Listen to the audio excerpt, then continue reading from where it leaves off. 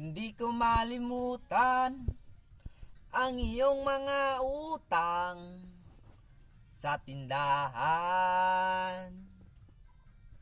Kahit na ano na lang ang iyong ipautang, may sardinas o kapiman. At kahit nasaan ka man, ipasingil ko sa iyong mga pinsan. Lulubog, lilitaw ang imotang dire sa tindahan.